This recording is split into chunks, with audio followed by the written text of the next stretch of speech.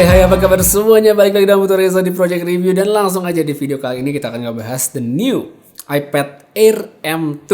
Ya, untuk video unboxing produk yang ini emang sengaja saya nggak bikin adanya yang iPad Pro M4 aja. Jadi kalau belum nonton silahkan ditonton. Dan untuk yang ini kita langsung reviewnya aja. Nah, untuk yang iPad Air saya udah pakai kurang lebih sekitar 10 harian terakhir. Saya tes bareng-bareng iPad Pro yang baru juga, dan hasilnya saya bisa bilang bahwa iPad Air M2 ini adalah iPad baru paling masuk akal yang bisa kalian beli saat ini. By the way, untuk iPad Air dan juga iPad Pro terbaru ini saya dapetin di Studio Ponsel. Jadi buat kalian yang pengen cek-cek, pengen beli, langsung aja linknya saya taruh di deskripsi. Oke, jadi alasan kenapa saya bilang ini sebagai iPad paling masuk akal sudah tentu yang pertama adalah harganya. Ya, iPad Air yang terbaru ini harganya saya dapetin di 11 jutaan untuk versi 11 inci Wi-Fi only. Nah, dibandingkan sama Pro M4 yang nyentuh 19-20 juta itu jauh banget bedanya. Apalagi pada akhirnya kalau kita ngomongin iPad, untuk memaksimalkannya kita butuh aksesoris tambahan ya, seperti keyboard atau juga pensilnya, yang artinya kan kita harus keluar uang lagi. Ngomong-ngomong soal aksesoris, iPad Air yang baru ini ternyata menurut saya sedikit lucu gitu. Jadi kalau di unboxing iPad Pro sebelumnya saya udah tunjukin di situ iPad-nya nggak bisa pakai aksesoris lama sama sekali, entah keyboard, entah pensilnya. Nah, iPad Air ini ternyata bisa. Sebagian. Yang sebagian itu adalah Magic Keyboardnya. Nggak perlu pakai Magic Keyboard yang baru. Versi lama aja ini saya udah pakai dari 2020.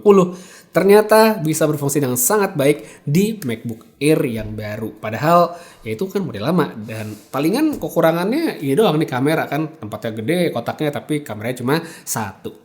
Cuma sayangnya nih ya, sayangnya perlakuan yang sama itu tidak terjadi di Apple Pencil, yang mana iPad Air terbaru ini hanya support dengan Apple Pencil Pro atau Apple Pencil USB-C. Jadi nggak ada dukungan untuk Apple Pencil generasi kedua. Ini menurut saya aneh banget sih ya, karena kayak nggak masuk akal gitu. Sekalipun Apple mau dibilang jualan pensil baru, tapi ya nggak masuk akal gitu, pensil 2 nggak kompatibel dengan iPad Air yang baru gitu. Kayak aneh menurut saya. Kan nggak semua orang ya butuh Apple Pencil yang Pro, apalagi untuk lineup iPad yang nggak masuk Pro gitu. Emang sih ada Apple Pencil yang USB-C, tapi ya masa Apple Pencil Gen 2 gitu yang emang bagus, tinggal ditempel magnetik, nggak disupport ke iPad Air yang baru tuh kayak aneh ya. Jadi ya itu dia, keyboardnya kita bisa pakai yang lama, tapi Apple Pencilnya tidak se-fleksibel itu. Jadi kalau misalnya saya cobain nih sini, nah, nempel tapi tidak pairing ya. Jadi ya, kasusnya tuh mirip kayak kemarin di iPad Pro ya, bisa nempel tapi nggak yang pakem gitu. Beda ini iPad yang apa? Yang Pro kalau itu pattern ya. Jadi gitu bedanya. Terus kalau kita ngomongin dari segi fungsi, si Apple Pencil Pro yang baru tentu berfungsi dengan baik ya, termasuk dari segi fitur-fitur barunya. Dari fitur squeeze untuk nampilin menu yang bisa saya bilang mirip banget dengan S Pen Samsung. Habis itu ada juga fitur yang namanya barrel roll yang pastinya akan sangat berguna bagi yang suka gambar, karena arah dari goresannya benar-benar bisa kita kontrol dengan hanya memutar-mutar pensilnya aja. Ini keren banget. Belum lagi sama tambahan detail kayak bayangan pensil sebelum kita nempelin ke layar, ini menarik banget. Cuma ya itu dia, sayang sekali kita tidak bisa pakai pensil generasi kedua, harus yang Pro atau yang USB-C. Tapi apakah yang USB-C ya nggak bisa juga sih dapat fitur-fitur terbaru, jadi ya tetap harus pakai yang Pro. Sekarang kita lanjut ngomongin soal desain dari iPad terbaru ini, si iPad Air. Untuk versi yang 2024 kan iPad Air tuh jadi punya dua ukuran, ada yang 11 sama yang 13. Saya pakai yang 11 inci aja. Dan kalau dilihat dari specs ukuran detail yang ada di websitenya Apple, dimensi perangkat dari iPad Air yang baru itu ternyata sama persis dengan versi sebelumnya. Persis. Cuma yaitu dia dengan ukuran layar yang sedikit beda tulisannya. Yang baru itu 11 inci, yang sebelumnya 10,9. Jadi beda 0,1 inci. Apakah bezelnya lebih tipis? Mungkin, tapi ya nggak signifikan juga sih, 0,1 doang. Untuk specs layarnya juga kalau kita lihat di website Apple, kelihatan bahwa tidak ada perubahan dari versi sebelumnya. Semuanya plek-ketiplek sama, dan tentunya tidak ada refresh rate yang lebih tinggi dari 60 Hz karena kan promotion gitu, tidak cocok untuk iPad yang tidak Pro. Tapi kenapa Apple Pencil harus Pro gitu? Aneh banget. Gitu, aneh banget lah pokoknya. Satu bisa Pro, satunya nggak, itulah.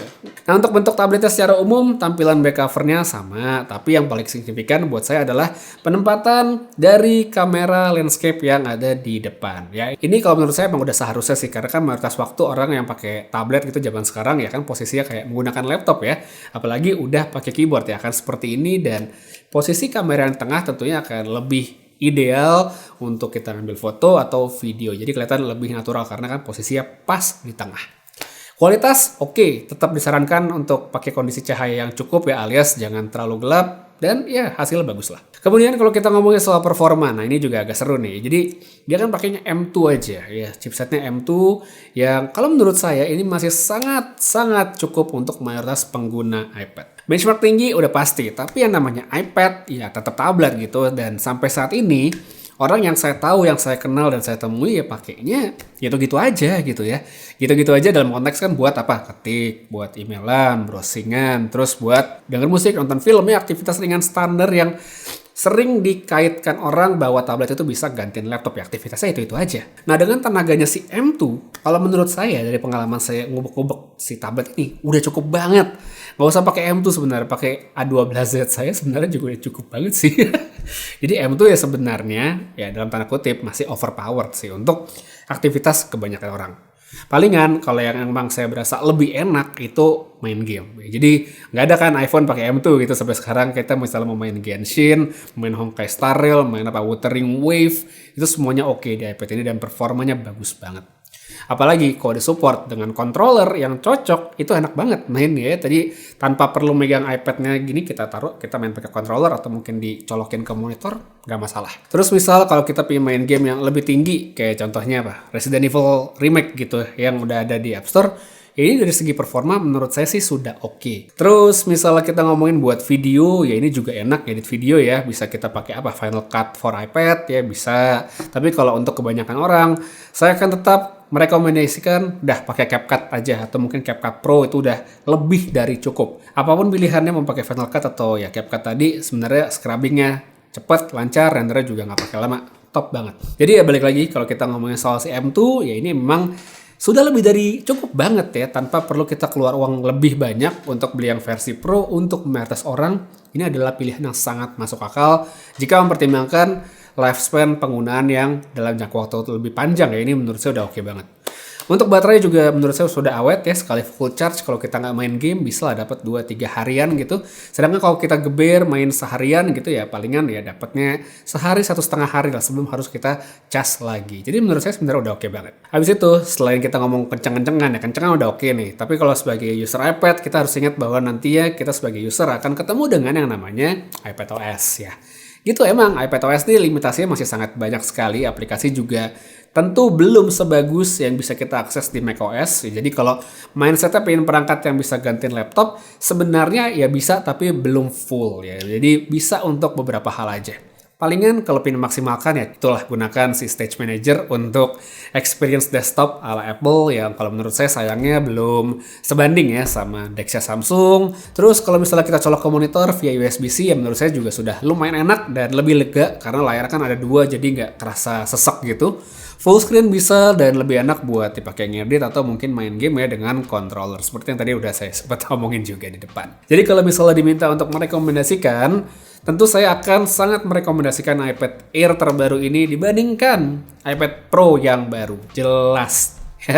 Jadi emang harga lebih murah, masih kenceng banget, bisa pakai keyboard yang lama juga, dan paling rese sih ya itu dia pensilnya aja, nggak bisa pakai pensil Gen 2, dan pilihan murahnya adalah pensil yang USB-C. Tapi di luar itu semua, ini tablet yang solid banget, jadi buat yang pengen iPad lebih murah, tapi dengan kapabilitas yang tidak kalah gitu ya, masih bisa bersaing banget, dan lifespan-nya juga bakal lebih panjang harusnya, ya ini pilihan yang menurut saya layak banget dipertimbangkan. Oke banget gitu ya. Jadi itu dia untuk review saya kali ini untuk si the new iPad Air 11 inci. Coming soon review untuk iPad Pro masih saya bikin ya skripnya, nanti kita bahas juga di video berikutnya. Tapi mungkin dari pembahasan saya sekarang udah bisa ketebak ya bahwa saya lebih condong merekomendasikan iPad Air dibandingkan iPad Pro itu sendiri. Nanti kenapanya bakal saya bahas di videonya. Jadi jangan lupa untuk subscribe dan aktifkan notifikasi supaya nggak ketinggalan videonya. Terus saya pamit, sampai ketemu lagi di video berikutnya. Dan seperti biasa, have a nice day.